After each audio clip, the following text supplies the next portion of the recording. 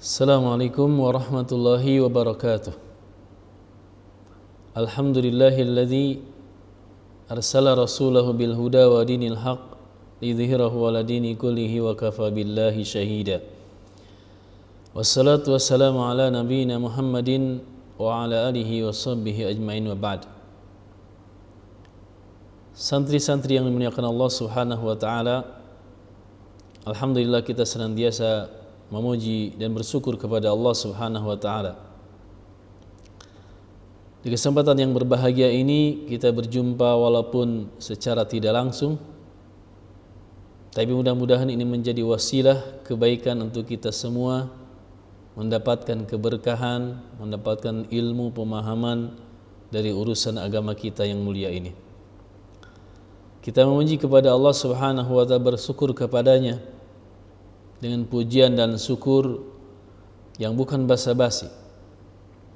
Pujian serta bersyukur kepada Allah yang keluar dari hati sanubari kita yang paling dalam, akan pengetahuan, akan pengakuan nikmat Allah Subhanahu wa taala yang Allah berikan kepada kita, yang begitu besar, begitu banyak, yang tidak terhitung dan tidak terbatas. Nikmat Islam wal iman, dua nikmat terbesar dari nikmat-nikmat, sekian nikmat dari kenikmatan yang Allah berikan kepada kita, sehingga dengan nikmat Islam wal iman itu kita merasa bahagia, merasa gembira, bahkan merasa lezat, merasakan kelezatan ketika kita menghambakan diri kepada Allah Subhanahu wa taala. Santri-santri kelas 8 dan kelas 9 yang dimuliakan Allah Subhanahu wa taala, perkenalkan, nama Ustaz Ruri Samsurijal, mengampu pelajaran tajwid ya, kelas 8 dan kelas 9. Di kesempatan pertemuan pertama kali ini, Ustaz ingin menyampaikan ya, kalimat tasji'iyah, kalimat motivasi untuk kita sekalian untuk melek, untuk semangat di dalam menggali, mencari ilmu agama ya, ilmu agama, ilmu din, yang mana itu merupakan keutamaan, yang mana merupakan kemuliaan ketika seorang bisa menempuh perjalanan, menempuh suatu jalan di dalam mencari ilmu.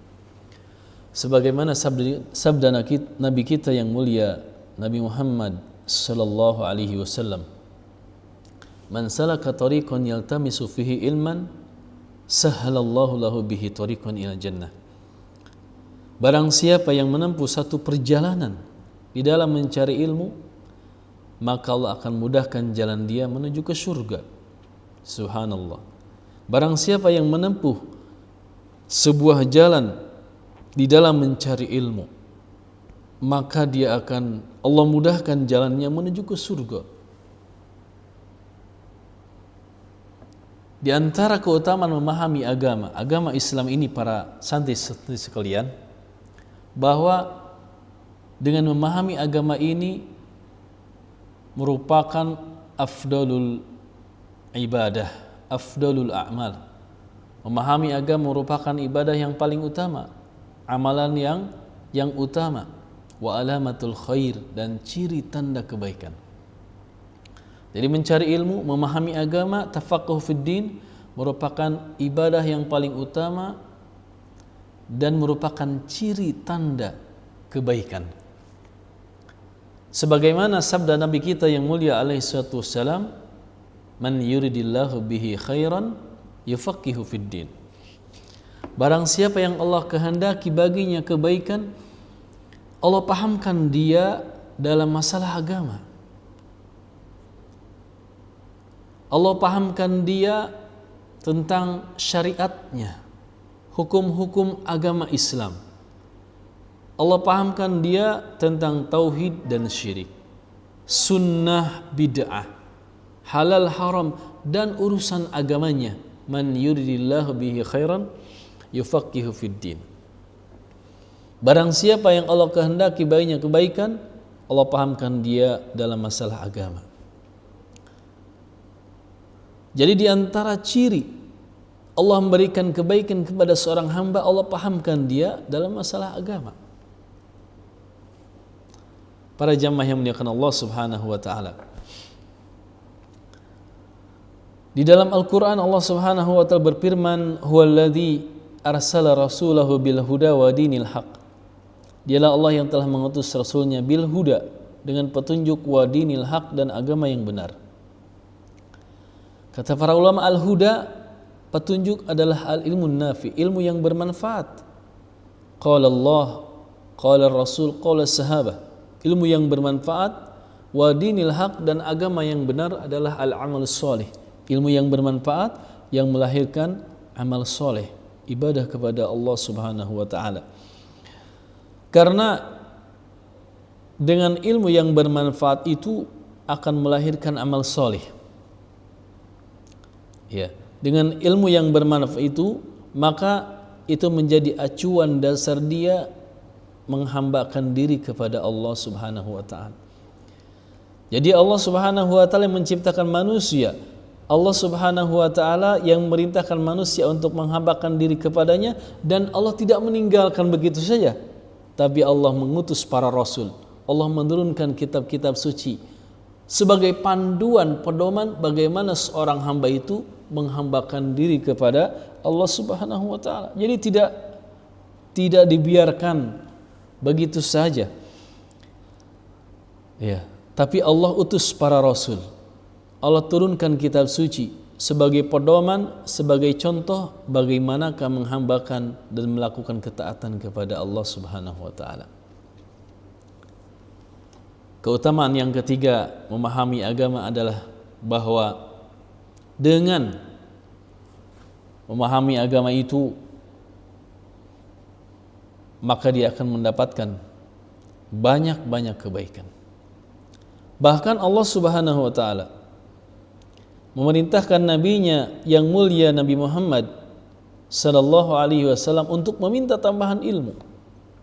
Sebagaimana firman Allah di dalam Al-Qur'an, wa qur rabbi zidni ilma. Katakanlah Muhammad, wa qul, dan katakanlah Muhammad, rabbi zidni ilma. Ya Rabbku, ya Allah, tambahkanlah aku ilmu. Al-Hafidh Ibnu Hajar, seorang ulama besar, mengarang kitab begitu banyak. Yang terkenal adalah Fathul Bari bi Syarhi As-Sahih Bukhari. Kitab Fathul Bari Syarah Sahih Bukhari, belasan jilid.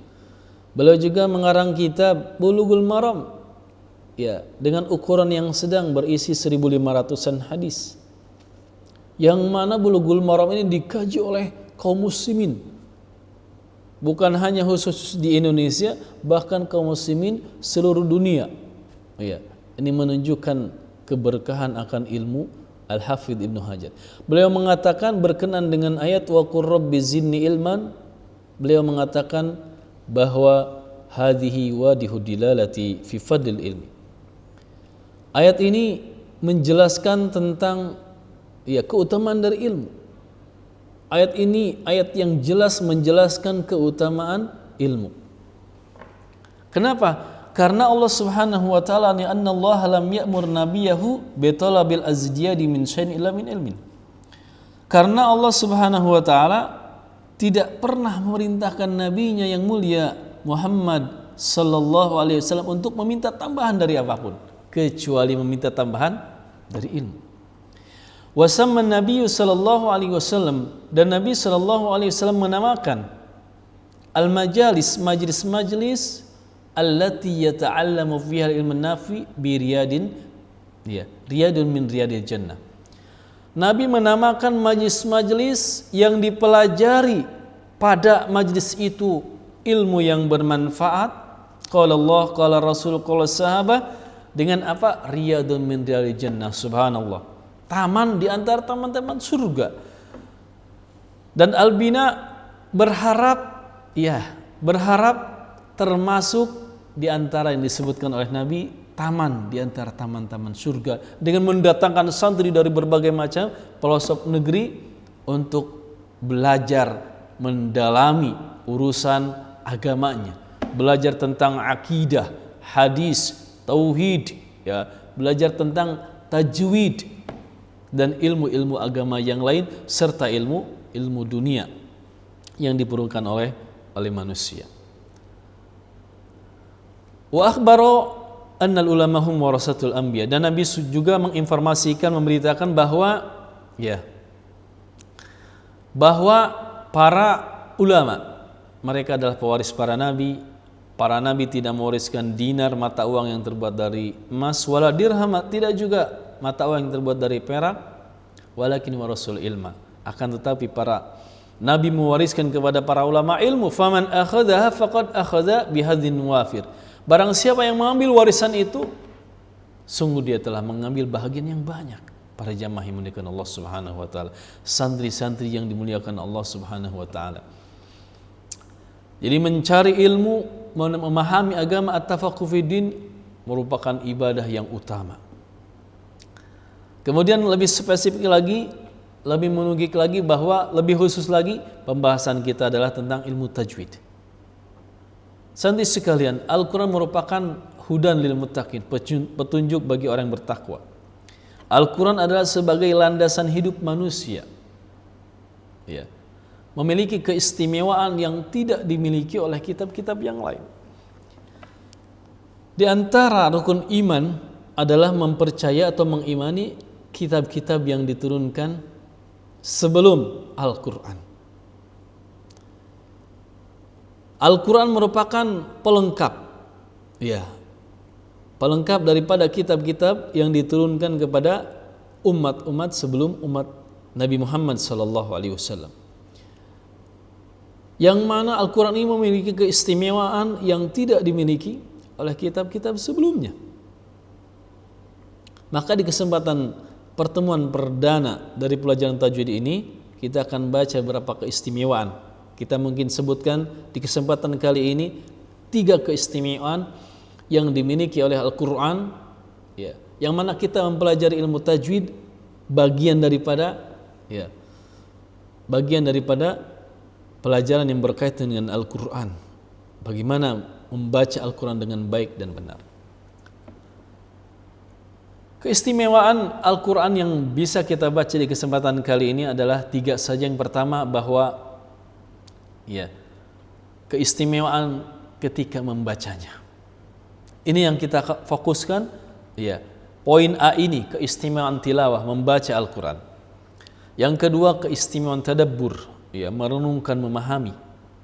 Yang ketiga adalah keistimewaan tahfidz, menghafal. Keistimewaan tilawah, membaca, tadabbur, memahami. Yang ketiga, keistimewaan menghafal. Keistimewaan membaca, Al-Quran adalah sebuah kitab yang harus dibaca. Bahkan dianjurkan menjadi wiridan setiap hari bagi seorang muslim. Bahkan terkhusus untuk thalabul ilmi, itu harus dekat-dekat, harus banyak-banyak berinteraksi dengan Al-Quran, terutama membacanya. Bahkan kalau kita mentargetkan setiap hari 1 juz misalkan, kita rutinkan itu menjadi wiridan, itu sangat luar biasa para santri yang dimuliakan Allah Subhanahu wa taala. Ibadah luar biasa, pahalanya begitu banyak. Kata Nabi SAW, man qara'a harfan min kitabillah, barang siapa yang baca 1 huruf dalam Al-Quran, falahu hasanatun, maka baginya 1 kebaikan. Wal hasanatu bi asyri amsalihha, 1 kebaikan dibalas 10 kebaikan. Kata Nabi, la aqulu alif lam mim harfun, aku tidak mengatakan alif lam mim harfun, walakin akan tetapi alifun harfun, alif har 1 huruf, lam 1 huruf, mim 1 huruf. Jadi alif lam mim itu 3 huruf. 3 kebaikan dilipat gandakan, dikali 10, 30 kebaikan. Subhanallah. Maka ini menjadi keistimewaan daripada Al-Quran yang tidak dimiliki kitab-kitab sebelumnya. Membaca Al-Quran, baik secara kita faham tafsirnya, maknanya, ataupun tidak, itu sudah kebaikan yang luar biasa. Maka dari sini kita harus semangat memotivasi kita kebaikan-kebaikan yang ada di dalam ketika kita membaca Al-Quran. Keistimewaan yang kedua, tadabbur. Jadi Al-Quran itu adalah kalamullah, firman-firman Allah yang harus kita fikirkan, yang harus kita renungkan. Ya, jadi Al-Quran itu bukan mantra-mantra jampi-jampi yang tidak bisa dipahami, bukan. Al-Quran itu adalah kitab suci kalamullah, menjadi pedoman, ya, menjadi panduan hidup bagi seorang manusia, secara khusus seorang muslim ketika di dunia. Keistimewaan yang ketiga adalah keistimewaan tahfidz. Ini keistimewaan yang luar biasa para jamaah sekalian. Ya, dan keutamaannya banyak ketika seorang bisa mampu menghafal Al-Quran. Ya, ini keistimewaan yang ketiga, keistimewaan. Jadi Al-Quran itu kitab suci yang bisa dihafal. Bukan hanya para ulamanya, para da'inya, ustadznya, bahkan anak kecil sekalipun itu bisa menghafal Al-Quran seluruhnya. Subhanallah. Semenjak dahulu sampai sekarang. Imam Syafi'i sudah hafal Al-Quran 7 tahun. Kita tarik yang dekat dengan kita, Musa, ya. Musa, orang Indonesia, belum genap 6 tahun sudah hafal 30 juz, subhanallah. Dan kita mendengar ya banyak-banyak anak-anak kecil di bawah 7 tahun yang sudah hafal 30 juz. Ini menunjukkan bahwa Al-Quran adalah mukjizat. Al-Quran adalah istimewa. Keistimewaan adalah bisa dihafal. Keistimewaannya adalah bisa dihafal oleh siapapun yang ingin menghafalkannya. Bahkan kalau seorang anak bisa menghafal Al-Quran, maka itu akan menjadi penolong, berikan syafaat kepada kedua orang tuanya. Orang tuanya akan dipakaikan tajul waqar, ya, mahkota keistimewaan, mahkota kemuliaan hari kiamat nanti ketika dia bisa mendidik anaknya menjadi penghafal Quran. Tidak panjang yang disampaikan di pertemuan perdana ini. Mudah-mudahan ya, pertemuan ini membuka kita untuk lebih semangat lagi di dalam mempelajari at-tafaqquh fiddin, mempelajari agama Islam kita yang mulia ini. Para jamaah santri-santri yang dimuliakan Allah Subhanahu wa taala, terkhusus dengan berkaitan dengan kitab suci Al-Quran, pelajaran tajwid ini, maka ini mendorong kita untuk terus mendalami, mempelajari Al-Quran ini dari sisi tajwidnya, dari sisi cara membaca dan berkait dengan hal-hal yang berkaitan dengan itu. Ini mungkin yang disampaikan, mudah-mudahan Allah Subhanahu wa taala terus memberikan pemahaman kepada kita, memberikan ilmu yang bermanfaat, ya, yang dengannya kita beribadah dan menghambakan diri kepada Allah Subhanahu wa taala. Allahumma anfa'na bima 'allamtana wa 'allimna ma yanfa'una wa zidna ilman. Aqulu qouli hadza wa astaghfirullah li wa lakum. Subhanakallahumma bihamdika asyhadu an la ilaha illa anta astaghfiruka wa atubu ilaik. Assalamu alaikum warahmatullahi wabarakatuh.